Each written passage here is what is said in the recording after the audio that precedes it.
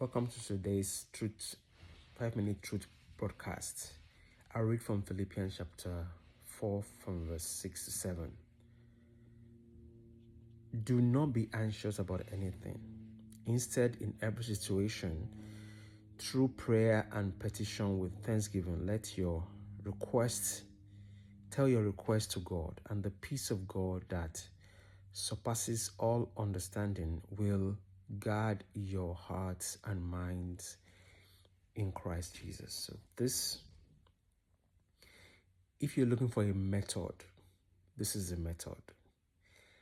Tell God your requests. Let your requests be made known to God. And you have a guarantee. I'm telling you from experience, you have a guarantee that this is going to be the result. Verse 7, the peace of God that surpasses all understanding is not might, it's not possibly, it will guard your hearts and mind in Christ Jesus. So remember, the problem that Paul wants to solve was anxiety. Do not be anxious about anything. That is a problem. That anxiety, that thing that is just gnawing at you, worrying you, that worry that just sort of put its claw on you. You have the solution here. And that is the message I'm bringing to you today. Tell your requests to God. So you might think, oh, why should anybody tell me to tell my requests to God? Don't I know that I'm supposed to tell my requests to God? It seems so simple. Nobody is asking you to go into 1 million years of fasting, climb a mountain, travel somewhere, tell your requests to God. But sometimes so many things happen in our heart, in our mind, that we don't do that. We just don't do that. We do everything else except tell our request to God. And it doesn't have to be complicated. Just mention that thing that is a source of anxiety and worry, and just tell it to God. Tell it however you want to do it. Tell it to God. Put God in the picture. That is all you're supposed to do. Put God in the picture. Give God regard.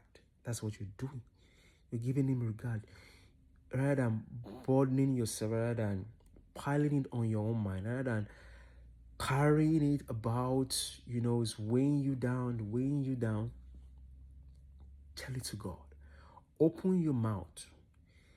It doesn't matter if it's one thing, 2 things, 10 things, 20 things. Tell it to God. Don't try to impress God that you have it under control. Paul is not trying to say, oh, yeah, show God your muzzle and how powerful you are and how you can sort things out. No, don't play that game with God.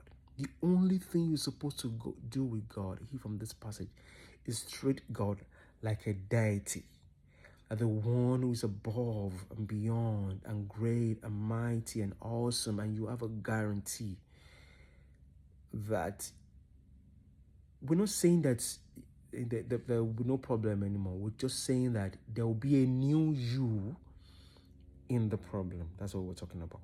There will be a new you will emerge.